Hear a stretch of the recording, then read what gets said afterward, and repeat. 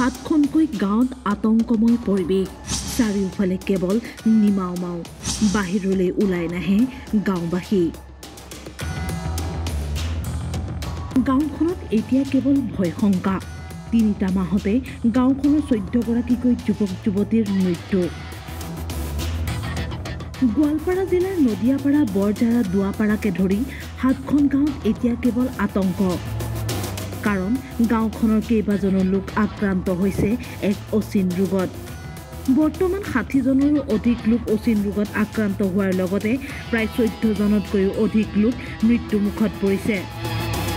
জানিব পৰা মতে মৃত্যু হোৱা লোক কেইজনৰ বেছিভাগেই যুৱক যুৱতী এই ৰোগত আক্ৰান্ত হোৱা ব্যক্তিসকল প্ৰথম অৱস্থাত দুৰ্বল অনুভৱ কৰে তাৰ পাছত জ্বৰ বমি হৈ হালধীয়া পৰি যায় আৰু তাৰ পাছতে মৃত্যুক আকোৱালি ল'ব লগা হয় বেমাৰ মানে যেহেতু সিম্পটমটো জন্ডিস বুলি সকলোৱে ধাৰণা কৰি আছে আৰু চিকিৎসালয়ত নিয়াৰ পিছত জন্ডিসৰ এই নমুনাটোৱে মানে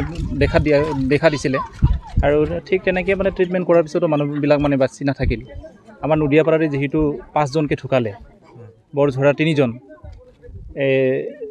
তিলাপাৰাৰ 1জন চৰদামালৰ 2জন তাৰপিছত দোৱাপাৰাৰ 1জন বামুনডাঙাৰ 1জন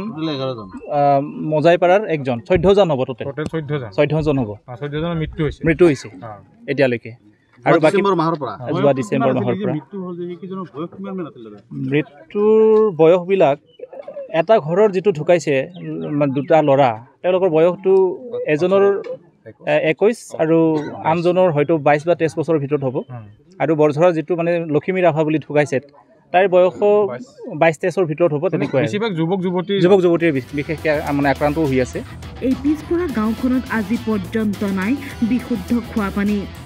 স্থানীয় লোকৰ অভিযোগ খোৱা পানীৰ বাবে এই অচিন ৰোগত আক্ৰান্ত হৈছে লোকসকল বেমাৰৰ লক্ষণটোক মানে প্ৰথমতে জ্বৰ হয় জ্বৰ হোৱাৰ পিছত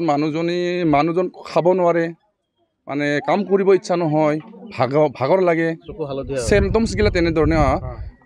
যেতিয়া খাব নোৱাৰে ভূমি হয় উল্টি হয় আৰু পিছত মই যিবিলাক পেচেণ্ট মানে চকুৰে চাইছোঁ নিজে গৈ পেলাই চাইছিলোঁ খুব দুখৰ বিষয় 2-3 দিনৰ ভিতৰতে তাৰ মানুহজন খাব নোৱাৰা হৈ যায় খালে মানে পানী উল্টি আহে চেহেৰাটো মই পিছত কৈ আছোঁ আপোনাৰ উল্টি হয় তাৰপিছত অন্তিম পৰ্যায়ত তাৰ পেটৰ বিষটো অনুভৱ হোৱাৰ পিছত আৰু মানুহজন নাথাকে এনেকুৱা হয় উশাহ লোৱাত টান পোৱাৰ লগে লগে মানুহজন ঢুকায় কিন্তু ঢুকোৱাৰ পিছত যেতিয়া আমি মানুহৰ ডেড বডিটো যেতিয়া চাওঁ ন একটা হালধি নিচিনা হৈ যায় আৰু চবৰে মানে এটা সন্দেহ আৰু এটা জন্ডিছ বুলি কোৱা ধৰি লৈছোঁ আমি আৰু আজি মই ডক্টৰক আমি যিমান পেচেণ্ট দেখুৱাইছোঁ আজি 60টা চিৰিয়েল নম্বৰ বনোৱাৰ পিছত আমি দেখুৱাইছিলোঁ চবে মানে জন্ডিছৰ প্ৰব্লেমে পাইছে বুলি কৈছে আৰু ইয়াৰ কাৰণ মেইন হ'ব পাৰে পানীৰ